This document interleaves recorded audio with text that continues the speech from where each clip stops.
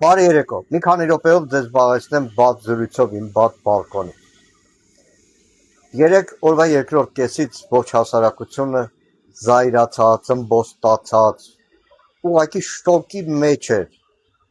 այն հարձակումով, որ գործեց Նիկոլ Փաշինյանը Երևանի մետրոպոլիտենում արցախցի կնոջ եւ նրա որդու դեմ։ Դրա բարոյական մարդկային կողմերին չեմ անդրադառնա, որտեղ դրա մասին շատ խոսվեց, շատ գրվեց, ամեն ինչ գրեթե ասվել էր, այնքան շատ ասվել, որ իշխանություններն հասկացան, թե ինչ գահավիժման մեջ են եւ փորձեցին չքմեղանալ ներողության ու տարբեր ձևակերպումների մեջ։ Բայց դե հույ մարդ չեն հայրենակիցները։ Այսօր կանդրադառնամ երկու մեղադրանքի, որ երեք Նիկոլ Փաշինյանը տմարդի հնչեցրեց արցախահայության նկատմամբ։ Առաջին, թե 23 թվականին արցախահայությունը փախել է։ Այն, որ հասկանում եմ, որ այս իշխանությունը չունի բարոյական որևէ սահման եւ այդ օրերին անգամ հասկանում էի, որ գալու է մի օր այս մեղադրանքը տոտալ իշխանությունն օգտագործելու է արցախահայության դեմ, այդ պատկերացումով էլ ժամանակի պաշտպանության նախարարություն հարցում է ուղարկել 2023 թվականի սեպտեմբեր 19-20-ին ադրբեջանական ագրեսիայի ժամանակ Արցախի հանրապետության պաշտպանության բանակի զինծառայողների, նահատակ զինծառայողների մասին տեղեկություններ ստանալ։ Պաշտպանության նախարարությունը շատ մանրակրկիտ պատասխանել անուն, ազգանուն, հայրանուն, նահատակության պայման, վայր,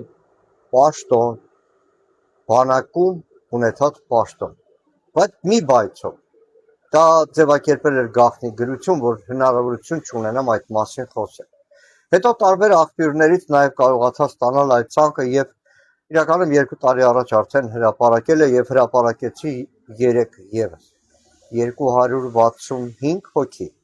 Արցախի պաշտպանության բանակի զինծառայողներ, աշխարհազորայիններ, կամավորներ, որոնք մինչև վերջին շունչը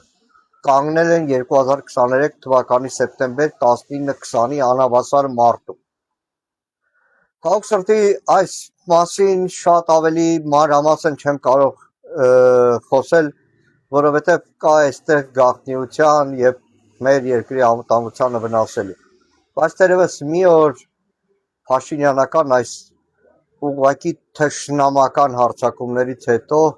մի օր կարող է ասեմ, որտեղ կտրի կապ եւ ամեն ինչը բացեմ, թե ոնց է Հայաստանի Հանրապետության զինված ուժերի հրամանատարական կազմը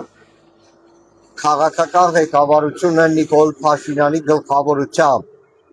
դրժել պաշտպանության նախարարությունում բոլոր ընդունված կանոնակարգերը եւ դավաճանել Արցախի Հանրապետությանը, Արցախի պաշտպանության բանակին,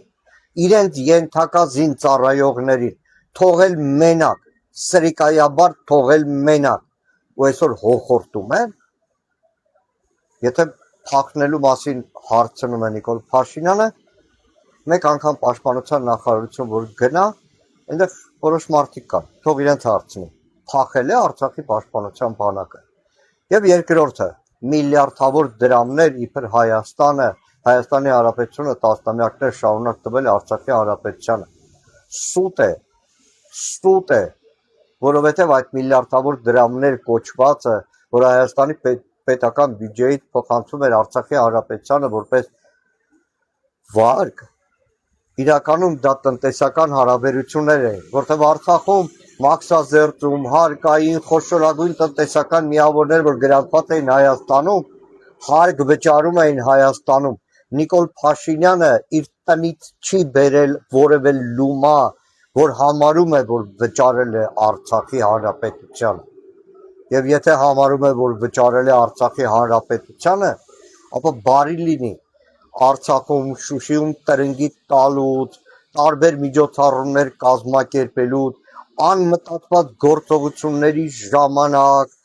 իր ընդունելությունների համար, շաբաթը մեկ ուղղաթիռով Արցախ գնալ գալու ժամանակ, թող իր խժռած ուտելիքի փողը այդ միլիարդներից առնվազն հանի։ Սրա մասին դեռ առիթ ունենալու ենք խոսել, որտեղ այս իշխանությունը որևէ կարմիր գիծ չի ճանաչում։ Հավերժ փառք այն բոլոր նահատակների, որ Արցախում նահատակվեցին, բայց պաշտպանելով Սյունիքը, պաշտպանելով Վարդենիսը, պաշտպանելով Տավուշը։ Եվ եթե մենք ասում ենք Արցախի պաշտպանության բանակ ու խոսում ենք Արցախի մասին, դա առաջին հերթին Հայաստանի Հանրապետության պաշտպանություն ապահովող այն առաջնագիծն է, եւ իրականում Արցախն ու Արցախայությունը այն մահապարտներն են, որ այդ շատ չարչարված քարտեզի մեր բոլոր հայրենակիցներին առաջին հերթին պաշտպանողներն են։ Լավ մնաք, հանդիպենք։